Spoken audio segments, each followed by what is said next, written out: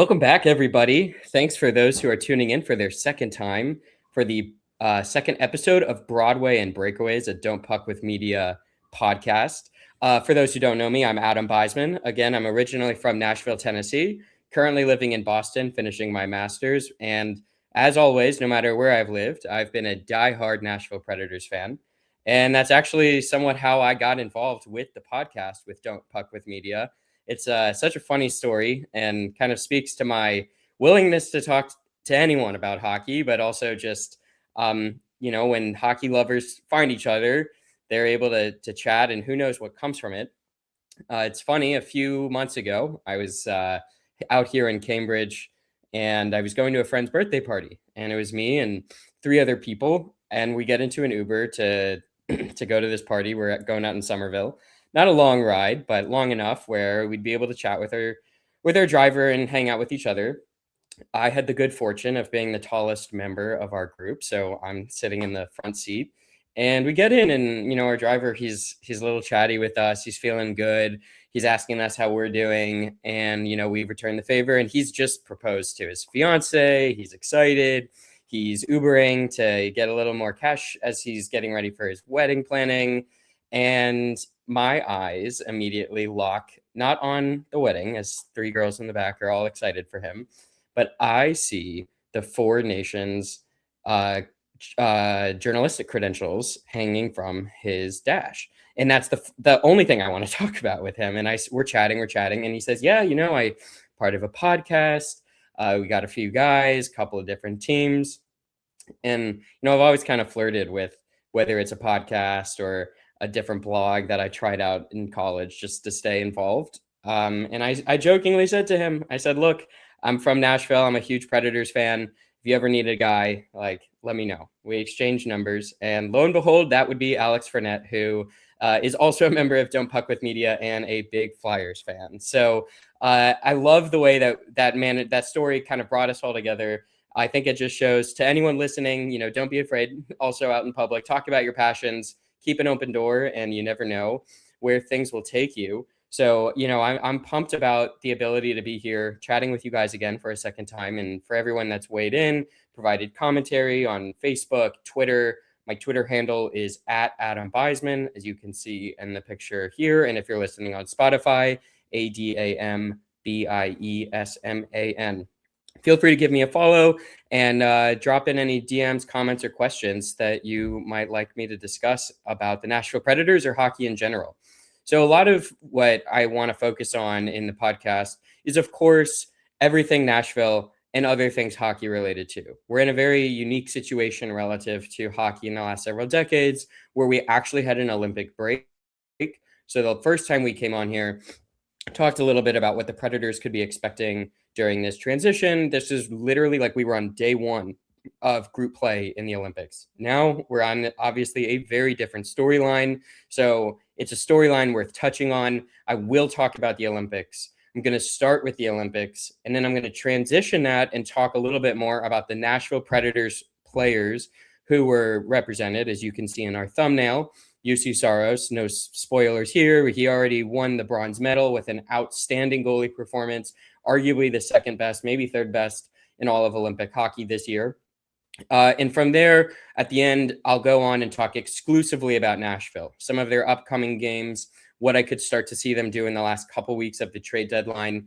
And as I'm always trying to do with a form of a tradition with Broadway and Breakaways is, relive maybe one of my favorite moments in Nashville Predators history.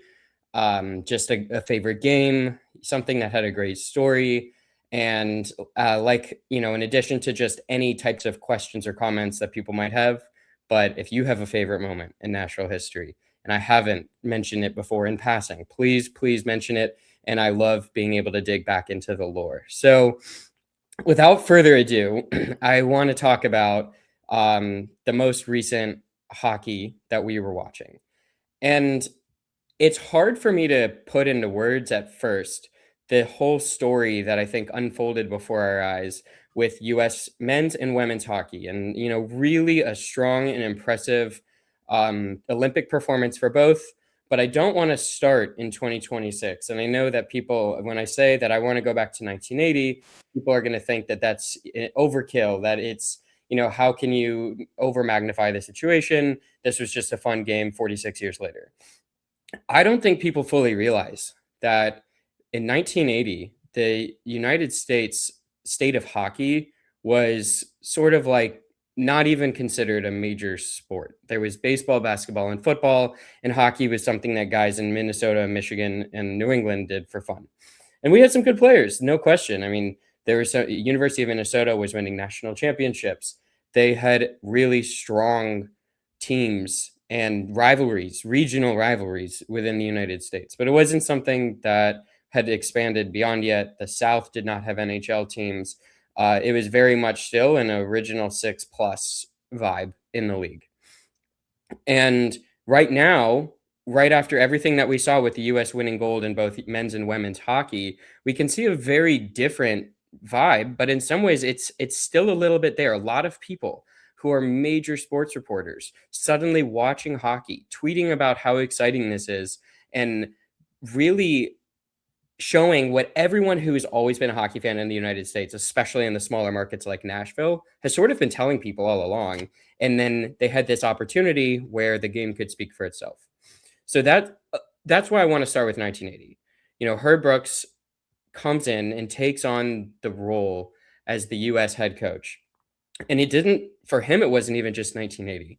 If you haven't watched the most recent documentary on the US 1980 Olympic hockey team and the interviews that are within, it's worth a watch, and you get a lot more insight, not only into the power of the story of that upset and the team that they built, but really in the mind of Herb Brooks, who should be attributed with the strength of US hockey and the passion for youth programs in the United States today.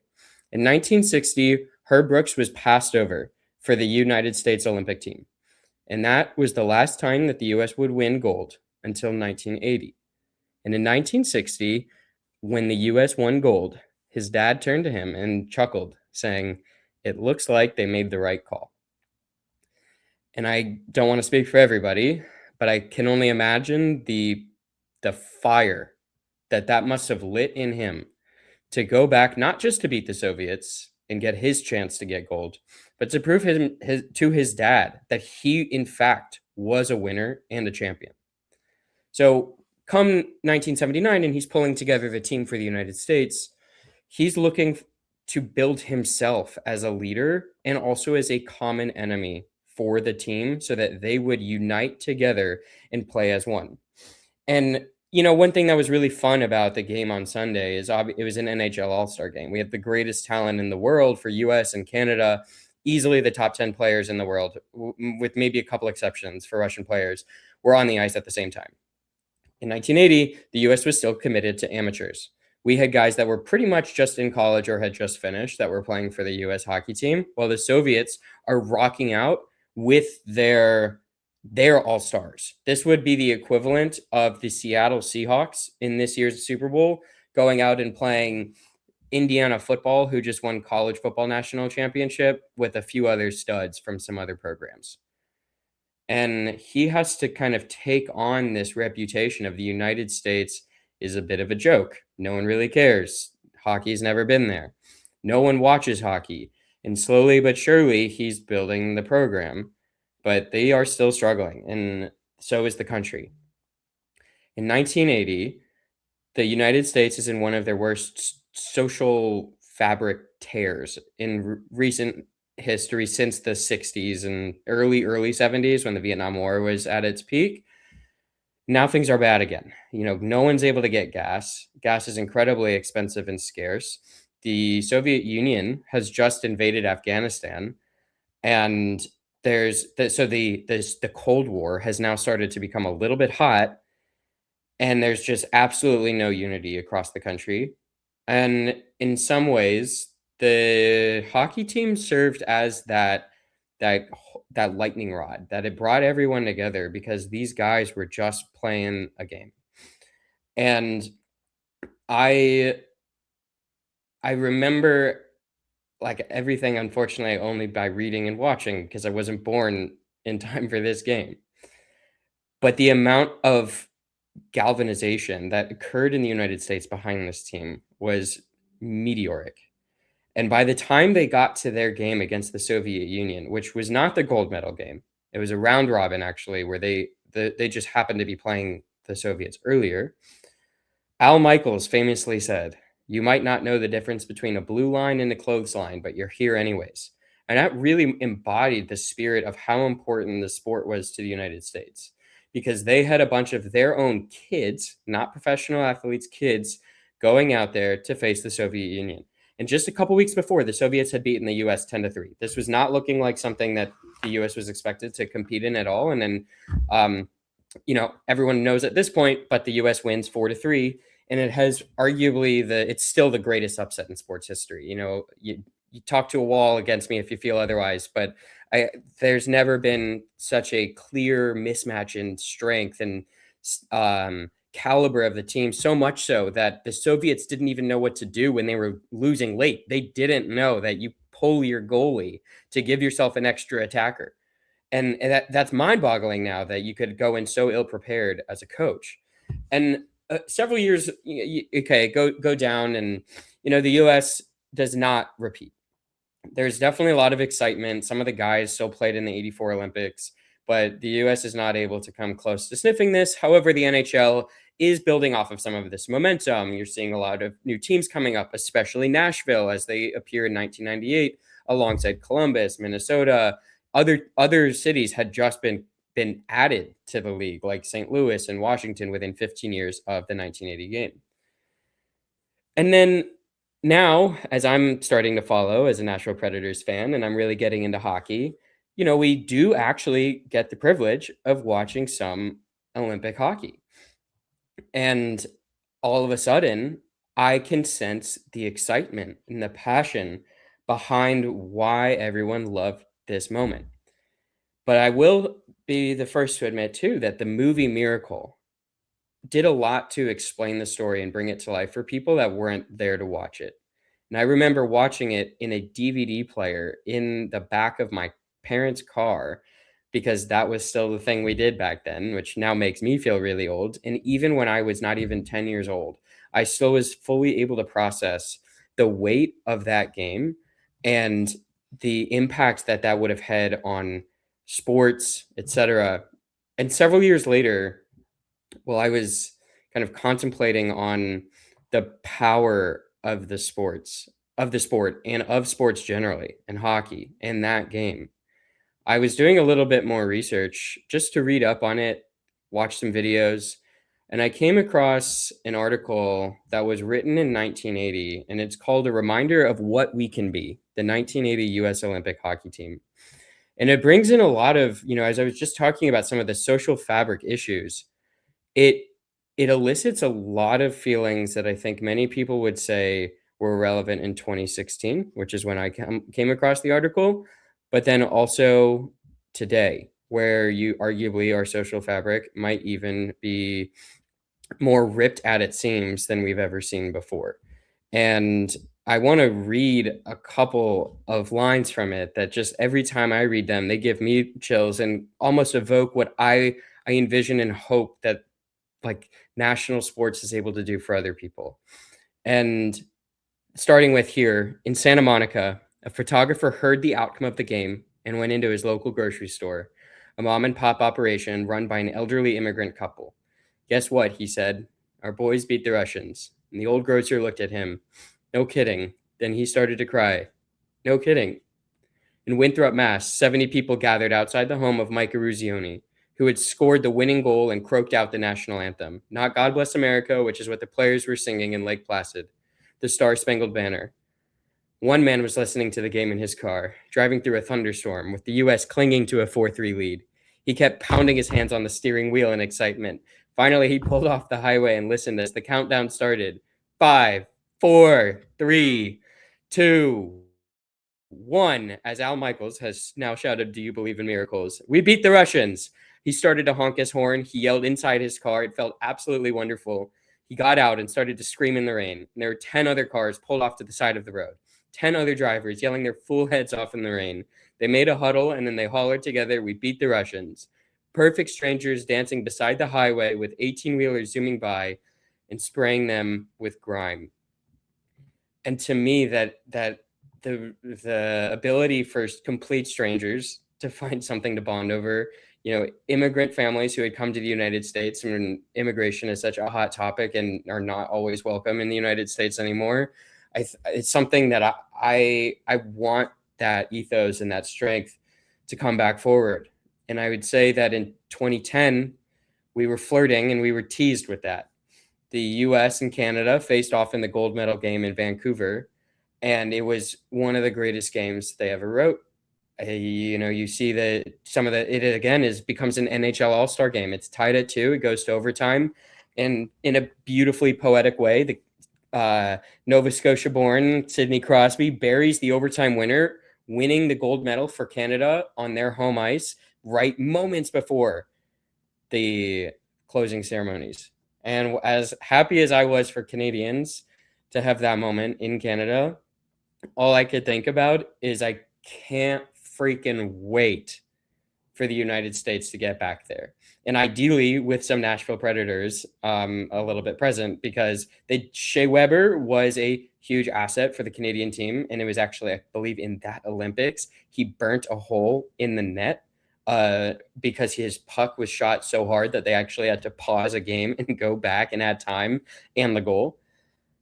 I distinctly remember, though, I was on campus at my school on a Sunday working on some bake sale that we had to do for charity and streaming the game, I think on like my computer without video, because, again, streaming was still not so accessible. And then when you saw that 3 light up across the screen, there was just this deflation and this, like, you kind of swallow in your throat for like just the pain and the suffering, and just that you have to wait another 4 years. So we wait another 4 years. And then what happens? Well, the US is in Sochi, and, they have their fun moment where TJ Oshie has, an 8-round shootout against the Russians. He manages to beat Bobrovsky many times, but the US doesn't even play in the gold medal game. And after that, after here I was 4 years ago, yearning for the moment that we would get our rematch against Canada, the NHL has now made the decision that NHL players will not be playing in the Olympics. 2018 goes by. 2022 goes by. And we just watch amateurs, guys that are, washed up, playing for their country. It's amazing, but it felt like we knew we were leaving a tantalizing and exciting product and our best players off the ice. And don't get me wrong, I fully understand the merit behind playing amateurs, that someone who is paid to play shouldn't necessarily be an Olympic representative. On the flip side, they're still our players. They're still Canadian players. They're Russian players, Swedish, Finnish. Hockey is one of the most international sports, maybe not the most diverse sport, but it's definitely one of the most international sports. And it felt like we were depriving the world of this beautiful entertainment. And then the NHL reverse course, finally. But keep in mind, this is now 15 years after I'm sitting there as a 14-year-old, just pleading for the chance for another rematch, just for the fun of the intensity and the excitement of the game between the United States and Canada. And in 2010, to kind of speak about just how exciting everyone was, not just me, Craig Custance, who's a famous hockey journalist, he tweeted, again, you can check the quotes or the records on this. He tweeted that right after the Olympics in 2010, 100,000 youth hockey players had officially enrolled in the United States, setting a record. And he literally said, mark my words, the US is going to win gold in 2026. So we're now getting excited because the NHL has kind of greenlit this amazing experiment again for NHL players to compete against each other for their country's title.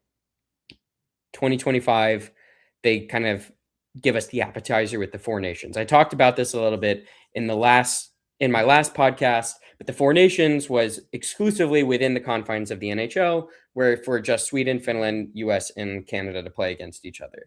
And kind of no surprise, those 4 teams remained the best 4 in the Olympics this year, and were also almost exclusively filled out by NHL talent with a few exceptions. And don't let the medal games convince you otherwise. Even though Sweden did not get a medal, they were certainly a dangerous threat and a lot more concerning for the US and really any team that they faced than Slovakia. But props to Slovakia for making it all the way to the bronze medal game. So I am just beside myself excited at, like, I feel like a little kid again, where 2026 has rolled around and we have the Olympics. NHL players are going to play. And but as you remind, for anyone that's listening that also listened to our 100th podcast with Jump Puck with Media, will remember that pretty much not pretty much, we all unanimously decided, and I would say most of hockey media was in agreement, that Canada was the best team in the tournament. And I still stand by that, that they were like, they were scary and fierce and have three of the best players in the world, literally in order 1, 2, 3. And so the Olympics start, and for the men's team, we're hopeful. They're fighting to see, let's get to that gold medal game, and who knows what happens. For the women's team, it's not hope. It's you better win gold or this is a disappointment. So the women's team, they're crushing it. They're giving up nothing. Like, they, in their first 6 games, they gave up 1 goal. 1 goal. They had outscored their opponents, I believe, 32-1. Huge props to that entire roster and head coach John Bluesky, who, again, they were so talented, led by Hillary Knight, who's done it forever and has been a mainstay for U.S. women's hockey. And they ended up, of course, and I'll start with the women's side before I go to the men's side, they're in the gold medal game against Canada. And I don't have a ton of hockey friends in my life, but I have a couple Canadian friends who like to get a little bit combative and competitive with me. And as a grad student, I was still in the middle of class, and my friend walks in from Montreal and she says, "We're winning. We're winning." And I'm like, "Ah, ha, ha, okay. All right, just wait. It's early. It's early." And we're like kind of making eye contact throughout class. And the US finally tied it up on the Hillary Knight deflection with just under 2 minutes to go. And I could see the heartbreak, the sadness drain from her eyes, and I felt really bad for my friend, but I was also very vindicated. I was like, I knew that we would be there. And just as we are in overtime, and as it's about to end, class ends now, and I turn up my volume on my phone and I pull up the stream immediately, and Megan Keller has made the slickest, just nicest deke that you can see from someone, men, women, pee-wee, professional, just a absolute filthy deke to get behind the defender and bury it. I believe it was 5-hole, and just storm off into the sunset. And the US, even though it was a lot closer than it should have been, and major props to Canada for playing so much better than the first time when the US won 5-0, that it was truly a heartwarming moment to see the US women's team, finish out a really successful tournament. The stakes were high, the expectations were high, and they absolutely delivered. But again, all props to Canada for fighting there. On the men's side, like I said, the expectations couldn't have been more different. The US actually started out pretty shaky. They were giving up multiple first period goals to each of their opponents. And it was kind of concerning to watch. That, is this a goaltending thing? Are we too confident? And in really only a couple games did it look like, and like maybe you could argue the Germany game and the Slovakia game, that the US was absolutely the most in control. And fortunately, the Slovakia game was the one right before the gold. And, that's a good one to go in with. But they had been playing around. Hellebuck was the starter in net. Everyone at this point probably knows of Hellebuck, becoming, after his incredible performance on Sunday. But Jeremy Swayman, who backed him up and played the second game of the back-to-back, or sorry, the first game of the back-to-back in the opening rounds, was not good, and definitely a liability for the United States, giving up one of the worst goals of the tournament. So there's just a lot of shakiness. But on the flip side, Canada's cruising. They had put up 10 goals against the French, confirming themselves as the 1 seed. But then we get to the elims and things start to get just funky. First, we start with the US is playing Sweden. And you've got you have Quinn Hughes needing to come in overtime to bury the overtime winner in what was otherwise a game that the US looked okay, like they were the better team, but they were one play away from being eliminated by, don't get me wrong, a very good Sweden team that all of us, at least with Don't Puck With Media, agreed was probably the third best team in the tournament. Canada, however, starts getting really close matches with Czechia, winning that game in overtime and tying it late. Then Finland, they're losing but managed to tie it, and then there's a little bit of a controversial penalty that was called on Finland late in the game, and with 2 seconds to go on the power play, Canada buries it in pretty much like under 30 seconds to go in the game. They solidify themselves a spot in the gold medal game. And that is before the US has Slovakia, which ended up just being a matter of business. The US takes care of Slovakia, setting the stage for what would be one of the most exciting games that we would see on an international stage in years. So now we're entering Sunday, and I'm beside myself. I'm on a very close by regional ski trip, and the game starts at 8 a.m. Eastern time. And I told everyone in the house around me, I'm getting up early. I'll keep the volume down. But just so you know, I'll be watching the game. Start turning on the game, and Matt Boldy immediately has his crazy 1-on-2 move against Cale Makar, where he buries his backhand short side on Jordan Bennington, and the U.S. surprisingly gets off to an early 1-0 lead, which ended up to be pretty critical because it gave them a lot more momentum and sway and control in the game. And similarly, they were able to commit to their penalty kill, which ended up being perfect in the entire Olympics, the same way that the U.S. women's was, which is just an unbelievable statistic. I think they went 31 for 31 as a combined unit. And as the game starts going on, it's clear that the ice is tilting Canada's way. Cale Makar buries one for Canada, and it's 1-1, and it just looked like Hellebuck was saving the United States over and over and over. And the two most iconic saves, or actually one was a save, one was a miss, is Nathan MacKinnon misses a wide open net, which he has done like maybe one time in his life. And then the second one was just an unbelievable. Hellebuck sticks his stick in the crease, and Devin Taves is facing an open net, and it was almost like an angel came by and made sure that puck went outside. So it's 1-1, and the U.S. is going in late in the third period. This is where a lot of the drama starts to unfold now. That Jack Hughes takes a high stick and it knocks out one of his teeth, or significantly fractures it. So he's bleeding. US gets a big power play. And then, almost fitting, Jack Hughes turns around and then commits a high sticking penalty of himself later into this double minor. The US is now going to have to kill the penalty. They managed to do so, as I just alluded to. They were perfect. And now we know we're going in overtime. And overtime, I won't disagree with John Cooper, head coach of Canada and the Tampa Bay Lightning, that 3-on-3 overtime seems like a silly way to end such a big game where you're no longer playing the same game. It's a lot more like backyard hockey. It's who's got the most talent, who's got the most space, and who's going to bury a good shot. However, that still should have skewed Canada's favor, as they had Connor McDavid and Cale Makar and Nathan MacKinnon on their top line, and they ran that line out twice in their first three lines of overtime, which was only 1 minute and 40 seconds. So that shows how much they trusted those guys, as they should have.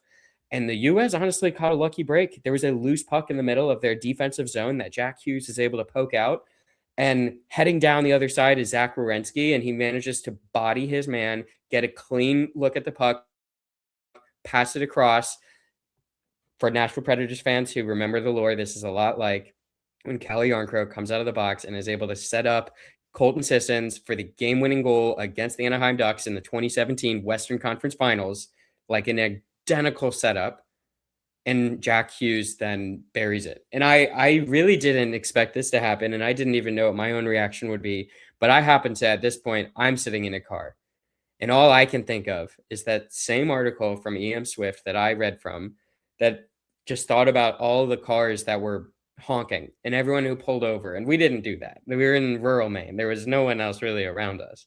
But this moment of doubt to exclamation, of really like zero expectations to holy crap, the unbelievable was believed. I'm thinking about myself in 2010 when the United States loses in overtime to Canada and they get their comeuppance, and they really get that opportunity that I didn't think was going to happen in our lifetime. Canada, again, for everyone that's saying that Canada outplayed the United States, they did. They just did not play Connor Hellebuck. Expected goals were 6-2, like 5.96 to 1.96. The U.S. stopped being able to create chances. And, again, all credit to Canada's aggressive forecheck. They've like their blue line and their top line was the best, I should say, in the entire game. Their depth did create some issues and they weren't able to get as much performance, which then production from those other lines, which put a lot more pressure on the top line. And, it was surprising that they did not get a better look in overtime. And as I sit there, like at the processing it all, again, you're just thinking about it. I can't believe it happened. And then you get to see this storybook finish where Johnny Gaudreau, who would have been on the U.S. hockey team and tragically was murdered in the fall of 2024 by a drunk driver while he and his brother were on a bike ride the day before their sister's wedding. His family ended up going to the game, his wife and his 2 kids. And the team very graciously went and got his kids for the team picture. They waved around his jersey and during their victory lap. And apparently his jersey's been in the locker room for all U.S. games since his tragic passing. And there are just some things that, they come together and they give you kind of like goosebumps around the poetic nature sometimes of an upset win. And look, it's sports. It's not divine intervention. It's just random coincidences that sometimes, give you chills around how it all came together. And one of those would be that Jack Hughes' son, his birthday was on Sunday, February 2nd, 2024 was his birthday because it was his second, 46 years to the date since the U.S. beat the Soviets. Coincidentally, one of the last players cut on the 1980 Olympic hockey team, named Jack Hughes, who played only 46 games in the NHL. And again, it's meaningless, but it's also crazy. So just some of the number trends that continue. I'm not a superstitious person. I just think it's cool to look back and think of like those moments that really excite you and kind of bring the story to life and to the matter. And for those who want to get all, extra funny patriotic about it, it was also George Washington's birthday, February 22nd. And it sort of all just came together and I think showed a lot of like the US's nature of team resolve. But this all comes back to show like what happened starting in 1980, because so many of these kids, so many of the guys that were on this squad grew up knowing what happened in Lake Placid. They yearned for the opportunity to play for their national team. In 2019, Jack Hughes lost the World Juniors, and there's an emotional interview with him crying, just hoping he gets one more shot to maybe win for his country. And to see that they managed to pull that off is really a testament to how much the game has grown.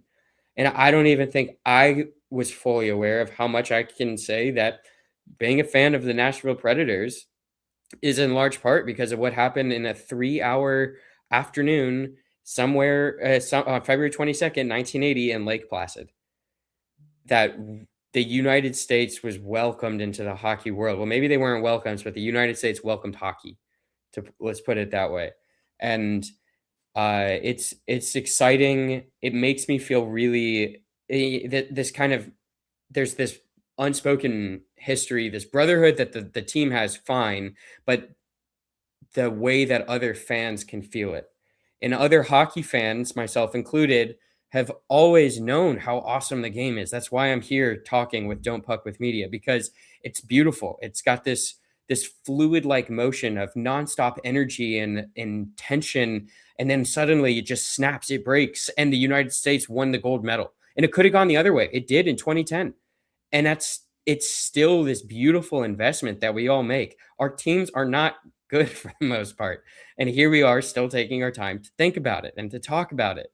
So when I started to see guys like Stephen A. Smith, guys like David Pollack, who's a college football analyst, Robert Griffin III, another college football analyst, suddenly talking about hockey, all I'm thinking about is what's taken so long? Like, hell yeah. Like I saw some other hockey supporters on Twitter who said, it's great to see that this game we've always loved is getting other attention from other people. And to that I say, please stay, please come back. Come back for the Stanley Cup playoffs, no matter whether your team is in it or not, because the tension, the drama that's going to unfold is unlike anything else that you're going to see. And the players are willing to put everything on the line for it.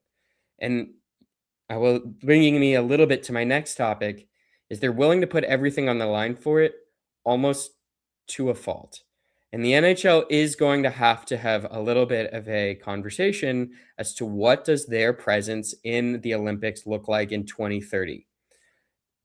Two main injuries occurred. One was Sidney Crosby, who is not able to finish the Olympics, and I give him a ton of credit for the way that he handled it for two reasons. One, hockey players typically try to force their way onto the ice, which is admirable that they're willing to be resilient, play through the pain, do everything that they can to give their team what they've got.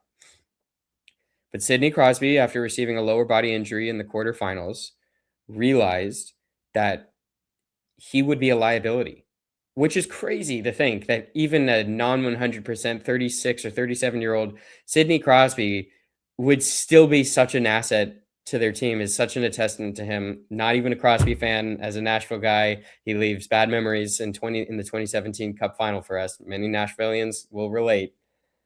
But I respect the hell out of that, but he is going to miss a month. And now that's something that the Penguins have to consider, that they didn't walk into the Olympics considering. And on an even bigger scale, and maybe the much more controversial one, is Kevin Fiala. Right before the break, the LA Kings made the biggest trade of the deadline season so far, and going for Artemi Panarin. They get Artemi Panarin, second-round pick. They're really bolstering up their wings. And then Kevin Fiala goes out for the season with a leg injury, not his first, in the Olympics. Fortunately, those were the only two injuries that occurred, but they're not, or the two of significant note, I should say, that occurred, that would have any meaningful time lost. But here's where I'm seeing the NHL as like at a crossroads, is they're simultaneously trying to grow the game of hockey. We're in some ways you could grow the game of hockey by going into a new market like they did with Nashville, and they were very successful with it. By putting their Olympic players in front of new viewers who are just watching the Olympics and live for Olympic hockey, they will get X percent. It might even be 0.5% of the people that watch that don't normally watch now start picking their team and following a player. Wouldn't that be awesome? That'd be amazing growth. On the flip side, they are risking their normal revenue driving product. And we talked about this too. Money is important. But which one is going to generate more? There's probably some financial analyst in the NHL who has to sit there right now and think about, like, how many more viewers do we get in? How much more ad revenue does that give us? What is the value of our sponsorships versus how much could that turn off an LA Kings fan base? Are they going to watch less hockey now because Kevin Fiala's down? Well, the Penguins watch less hockey because they're already not like a cup contender, and now Sidney Crosby's out. These are really tough questions that need to be resolved, or one of them is going to win. My vote as a general fan, and no matter, again, this has absolutely zero bias or indication based on what just happened, but the NHL should stick to players in the Olympics. Players can opt out if they want. They always can. They know that they can. They've done it before in other sports, primarily basketball, which actually became a separate conversation. And the US really needed to kind of get in gear on that.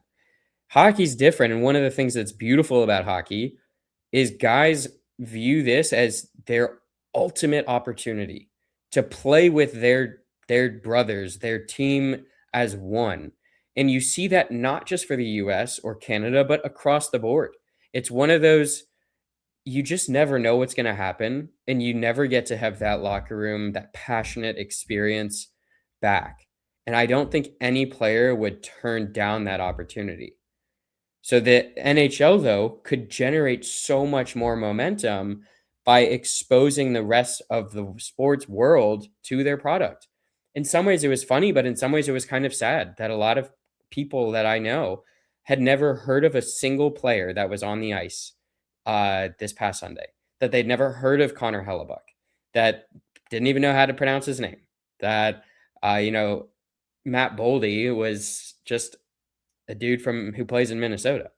And that was kind of bizarre for me, that these are players that NHL fans have known for years, decades in some cases. I mean, for Crosby's been in the league for legitimately 20 years. He's double the age of Macklin Celebrini. And here we are, it's still like a puppet show for some people. And how can we make it not the puppet show that comes around every 4 years, but something that sticks, that leads to people like me in new expansion markets who get sucked into the game. And so that's kind of my little rant around, you know, I was so passionate, so excited about the story behind both the US men's and women's team.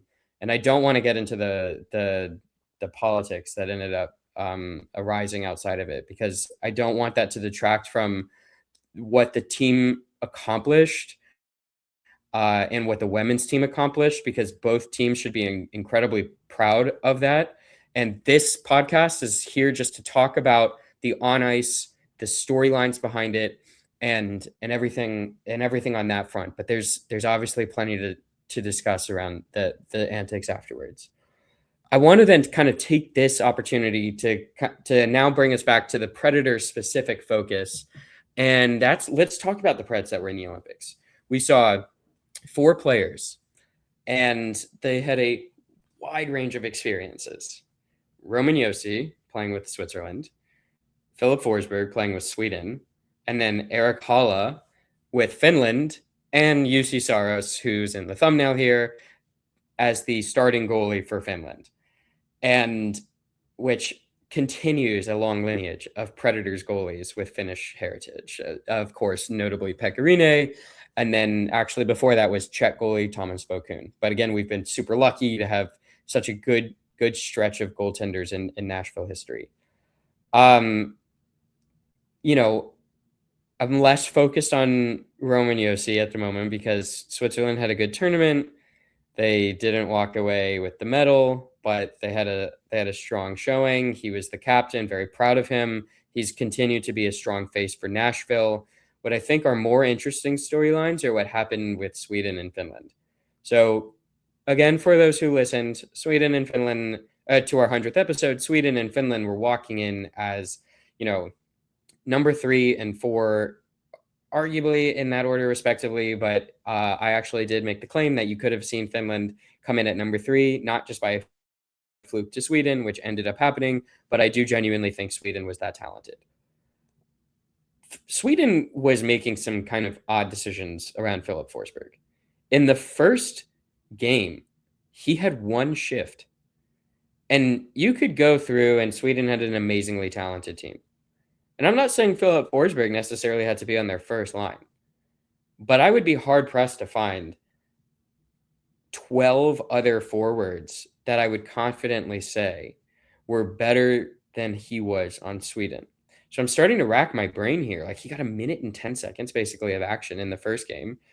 Obviously, we're biased here with Broadway and Breakaways because Philip Forsberg's been a near lifelong Predator, at least since he's been elevated, taken into the NHL from the AHL. But to get that, I'm starting to think, like, was there a strategic rationale behind saving him for later? Because no one in the NHL and hockey does that, where they say, well, we've got this like really good talent, so we're going to wait for game 3 of the playoff series and then he'll be really rested and come out roaring. And he did end up getting some normal minutes and shifts a lot later on. Now, one thing I wanted flag for people who might not have been familiar is normally in the Olympics, or in the NHL, you can have 4 lines of forwards, 3 lines of defensemen, and 2 goalies that are active for a game. So that would be 12 forwards, 6 defensemen, and 2 goalies. And so it's very straightforward. And in the Olympics, they allow you to have a 13th player, a 13th forward. That's what Forsberg was listed as for the first game. So you can then rotate that guy in. It is really helpful, obviously, if someone gets injured. But that wasn't happening, thank God, much in the Olympics. So it was just sort of strange that we saw this dynamic. And that's less relevant, obviously, to like Nashville's long-term decisions with Forsberg. I think everyone is aware that he's a staple of the team. He's a veteran, and we'd love to see us win with him. But then there's Erik Haula.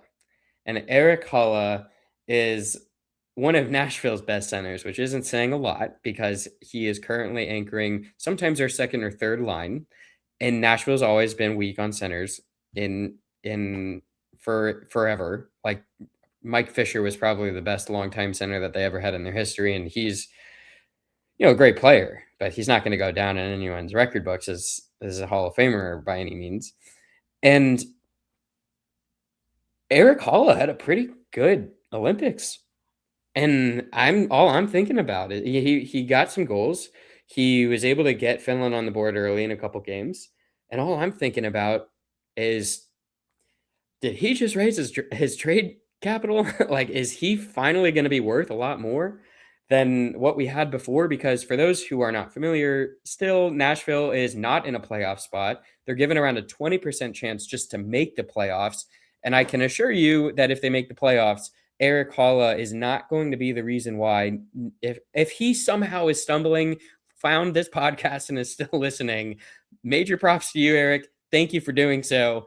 No disrespect to your game, but right now it's time. The Predators have a lot of youth that they need to start giving time to, and I find it hard pressed to believe that someone in the pipeline is not going to be able to get similar production while also developing more experience and becoming more valuable for next season.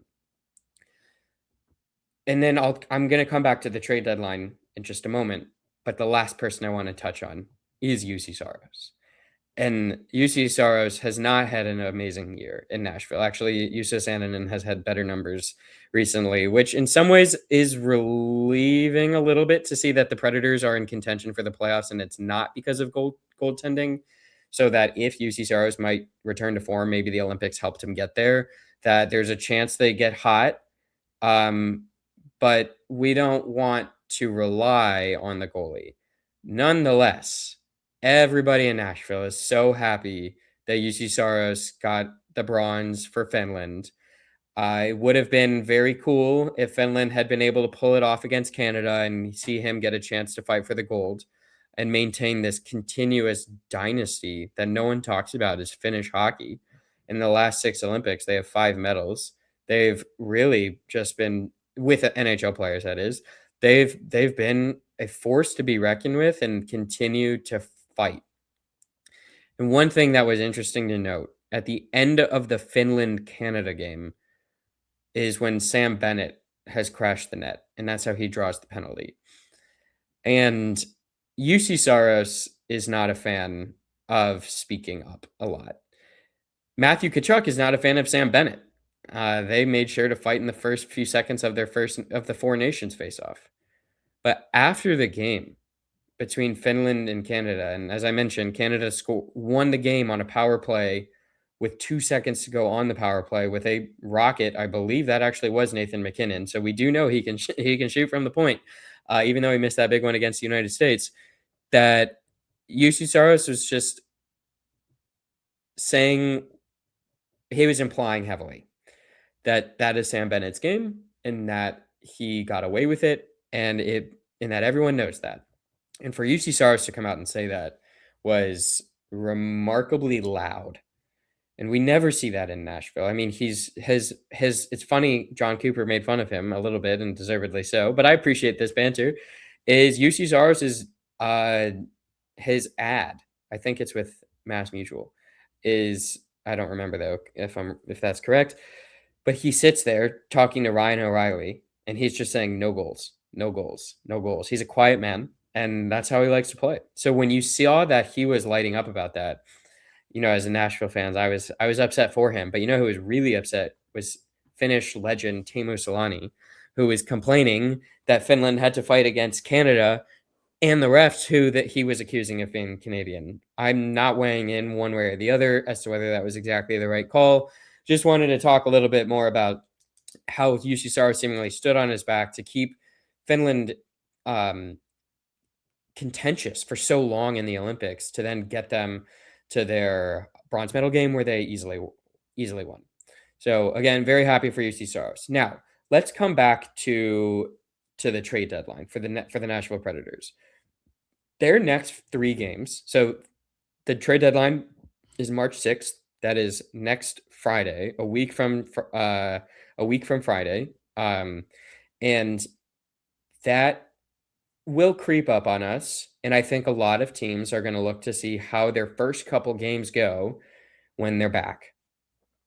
And, I was a little bit on the edge of how much should Nashville sell before the Olympic break. Like if they could get an oversell on something, like absolutely they should take it. But otherwise, maybe they just write out these expiring contracts on some of the older guys and just see if they can pull together a funky run.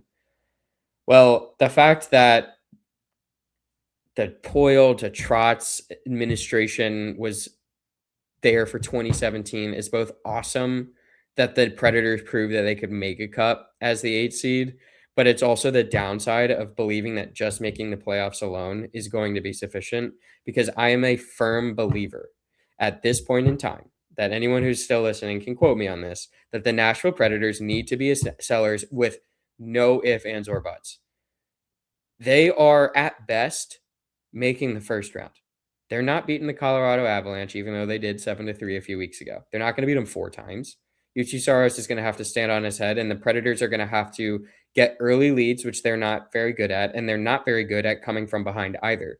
They like to play a little bit more of a defensive game, forechecking, but they don't have natural goal scorers outside of Stamkos and Forsberg, and they certainly do not have centers that are going to be able to create a lot of traffic to make their special teams even more I would say powerful than they are, and they need to be if they're going to compete.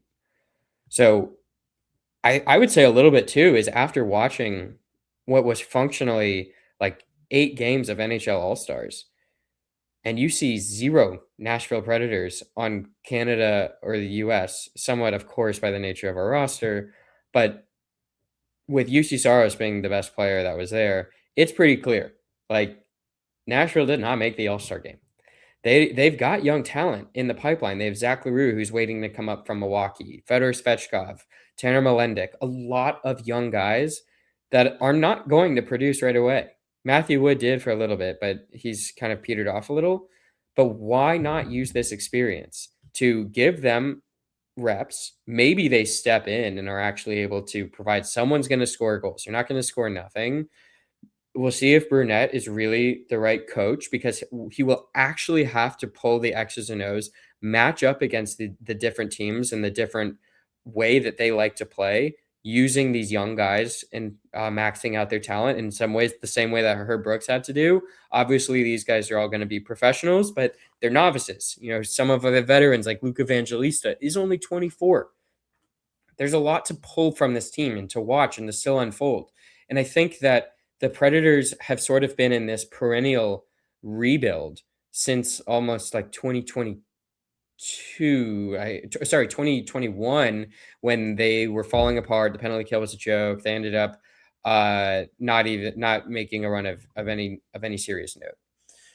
So that's again my strong stance. Now, a couple things that start to complicate this is, one, what are you going to get and who are you going to sell? Well, I think that there are three guys that you could, like, in theory, sell immediately or like take offers on, and one has to be Ryan O'Reilly. I know that he loves playing in Nashville, and I have loved watching him play. I love that he's one of the last few that's grandfathered in, the no visor, missing the tooth. He's got an energy. He has been really strong for Nashville ever since he had an interview where he said, "I'm dog shit and I've never been good," which also comes to show as a totally other subject that we can explore sometime is, mental health, the psyche behind players in the locker room. He's been producing on almost at a point per game clip, I think, since that moment. Stamkos has been doing more than that. He's already got 27 goals. And Eric Halla is a good rental for someone that needs maybe a fourth line center who's looking to compete. I'm not sure what's going. I haven't heard any rumors and also Jonathan Marchessault, so I should throw out, who just hasn't played a lot this year, but due to injury, but is nearing return. And there's been a lot of looming rumors around him, but I haven't seen a price. What you would expect for someone like Ryan O'Reilly is at least a second and a prospect. For Halla, probably a third round pick.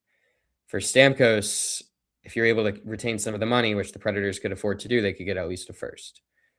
And I think where some of the bits come to be a little bit more interesting and complicated is that Barry Trotz, as I mentioned in my last podcast, has announced that he will be stepping away from the Predators at the end of it, like ASAP.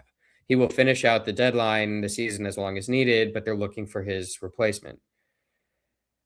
And, we're looking for someone fully new. And as a result, I'm going to be a little bit more biased towards saying that we get as many draft picks as possible. I love Barry Trotz, but him going to get Brady Martin still at number 5 in the last draft shows me that I don't know what they're scouting on when they look for prospects.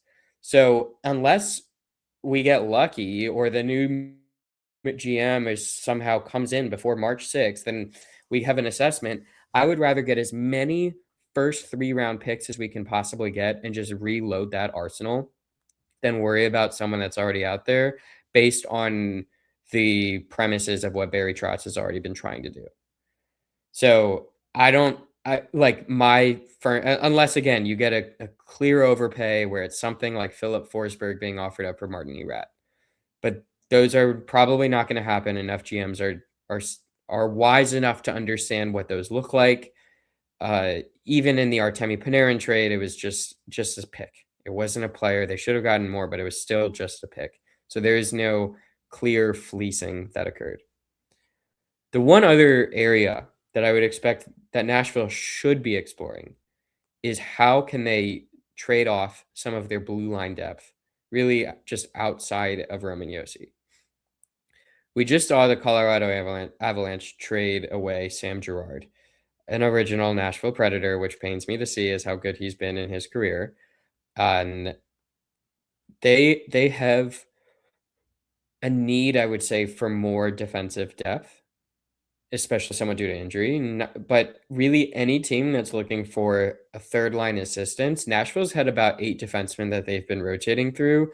And as a result of that, they're not able to get as much playing time for their newest prospects. I know it might be a little early. I would really love to see Tanner Melenda get some ice time later this year as another lefty who can skate really well. But again, this year, we need to just accept that it's a wash so that we can willingly embrace the opportunity for the future Nashville Predators to present themselves. I would love the opportunity to just get more picks, even if it's like just the third or fourth, even a fourth round pick in some cases for guys who aren't playing anymore this year or are barely going to see ice time because they're maybe the 7th or the 8th and they're going to continue to platoon back and forth or just based on injury availability. And I think that it's an opportunity that Nashville needs to seize.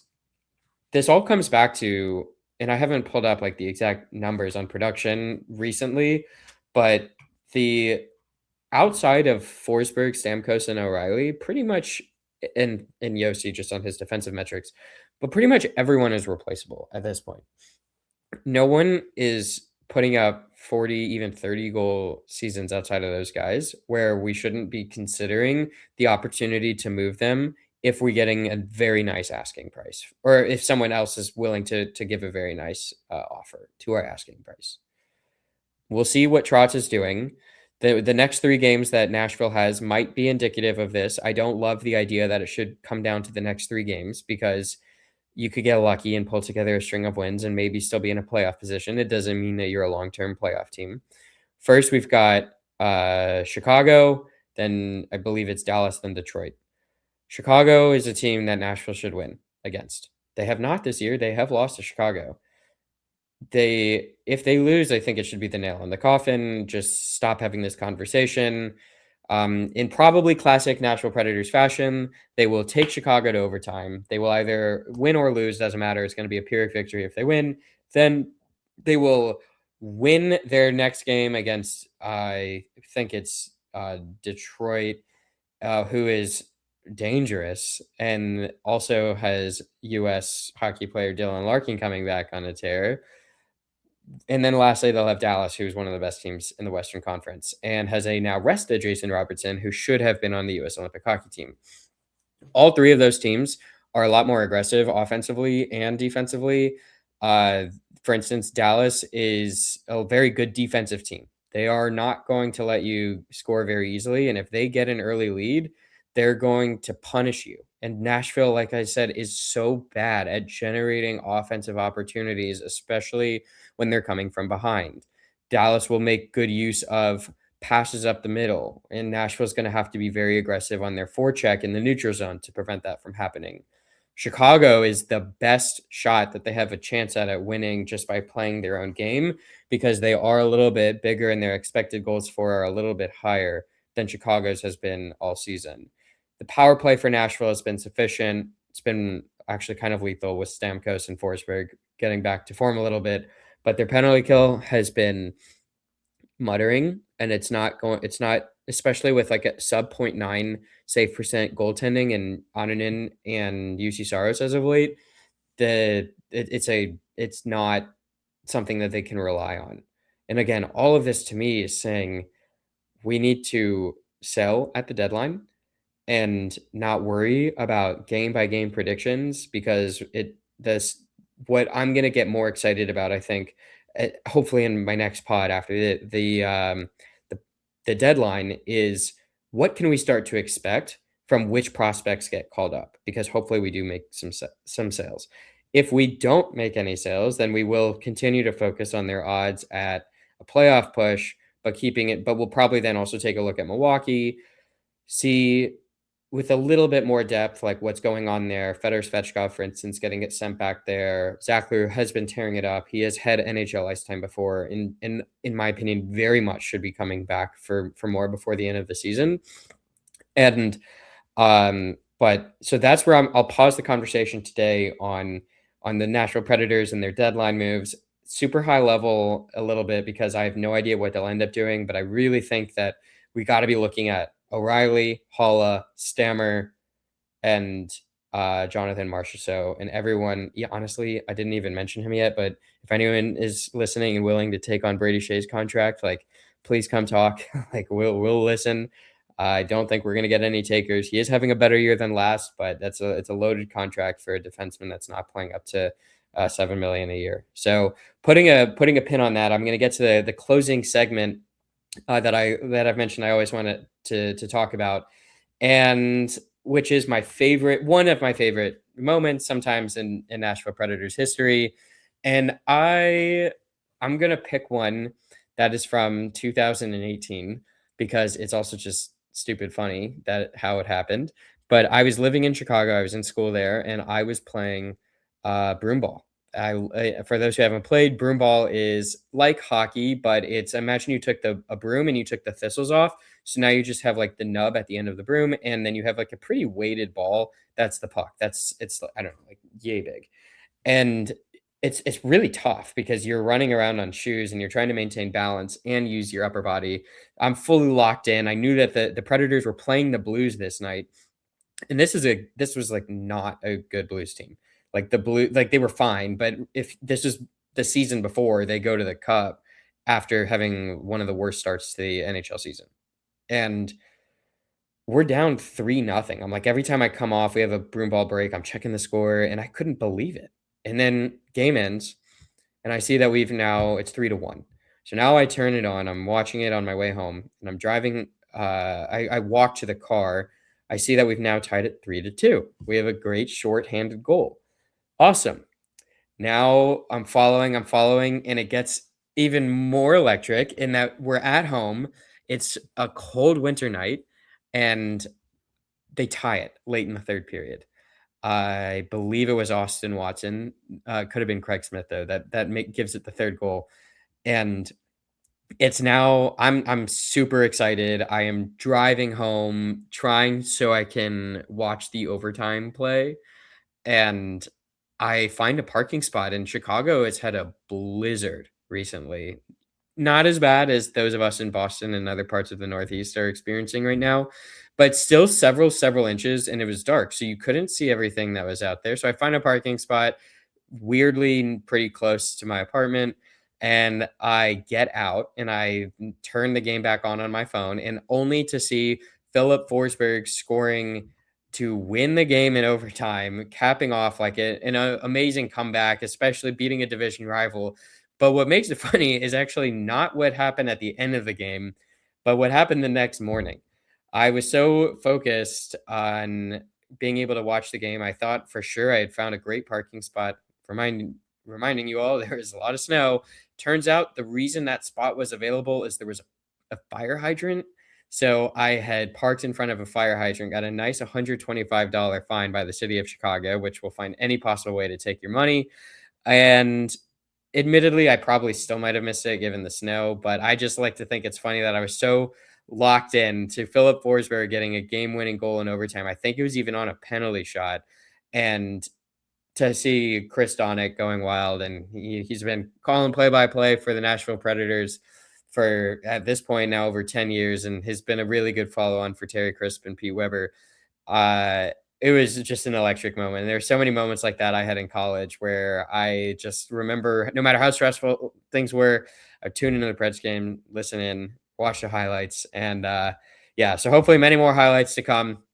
Thank you again, everybody, for joining in for the second episode of Broadway and Breakaways, especially with the heavy focus on the U.S. Olympics. Again, congrats to all the athletes that played. It was a really, really exciting tournament, and Canada had an unbelievable gold medal or silver medal team in the gold medal game.